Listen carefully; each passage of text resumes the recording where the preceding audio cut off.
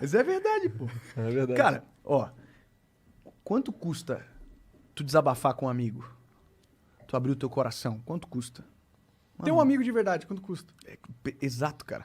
E sabe o que é a loucura, mano? A gente conhece hoje muita gente que tem muito dinheiro e tem gente também que não tem nada. A gente conhece os dois extremos, né?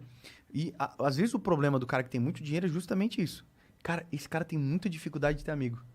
Porque ele também cria um mecanismo de defesa que todo mundo que se aproxima dele se aproxima por causa do dinheiro. Também ele acaba boicotando um monte de relacionamento que poderia ser saudável e abençoar a vida dele, entende? Sim. Então essa parada tem que ter muito cuidado também, porque... Ah, não, porque eu sou conhecido, então ninguém... Não, peraí.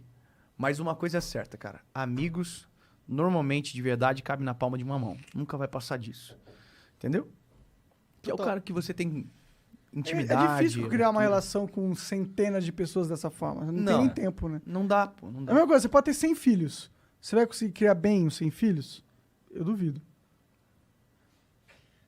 Então, como que você vai dar atenção pra 100 moleque, Sem mano? filho é pesado. Alguém viveu grávida a vida inteira aí, né? Mas manda a próxima aí, Janzão. O próximo é um vídeo lá. Boa noite, Monark. Boa noite, Igor. Boa noite, David também. Eu gostaria de saber do David como que a gente consegue mirar e saber a resposta vinda de Deus, qual é o propósito da nossa vida. É uma pergunta que me deixa muito curioso e fico muito angustiado e ansioso buscando essa resposta. Obrigado. Essa é uma pergunta que me angustiou durante muito tempo também, cara. Que legal. Qual o nome dele, cara? O nome dele é Leozinho Colense. Leozinho. Léo, né? Cara, eu vou te falar uma coisa. Essa é a luta de todo o ser humano. É descobrir o seu propósito. O propósito, cara, é a causa da vida. Sabe? É o que me motiva pra acordar e me dá paz pra dormir. Essa não é uma resposta de uma frase. Não é uma frase de efeito que resolve, sabe? Porque é uma caminhada, é uma construção. Terminei de ler um livro essa semana de um autor chamado Mark Batterson. E ele fala sobre a descoberta do propósito no caminho. Você caminha com o Senhor e vai descobrindo no caminho.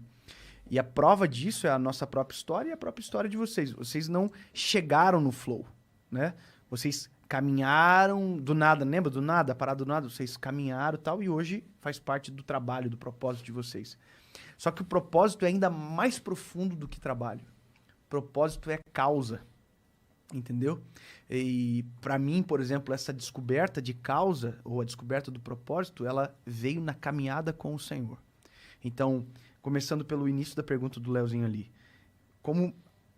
Ou pedir a direção de Deus e ouvir a voz de Deus, né? Isso é uma questão importante. Como ouvir a voz de Deus? Cara, a gente tem que imaginar o seguinte. Nós temos várias vozes no mundo, né? A gente tem a mídia, a gente tem o colega, a gente tem várias vozes, de tudo quanto é lado. A gente tem as nossas próprias vozes interiores e tem a voz de Deus, certo? Aí a pergunta que todo mundo faz é, cara, quando eu sei que é a minha voz e quando eu sei que é a voz de Deus?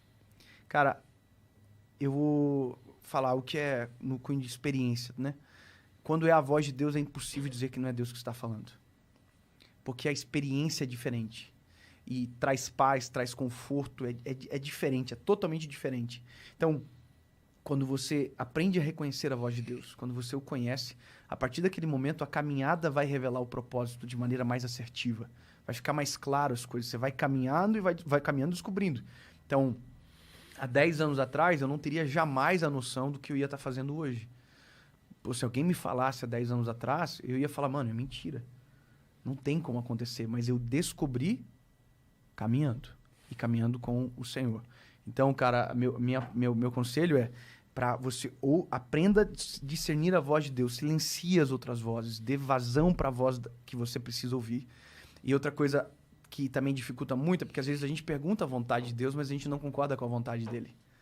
Entendeu? É aquela parada assim, Deus sim ou não? Aí Deus diz não. Aí você fala, ah, Deus não falou. Por quê? Porque não era a resposta que você queria.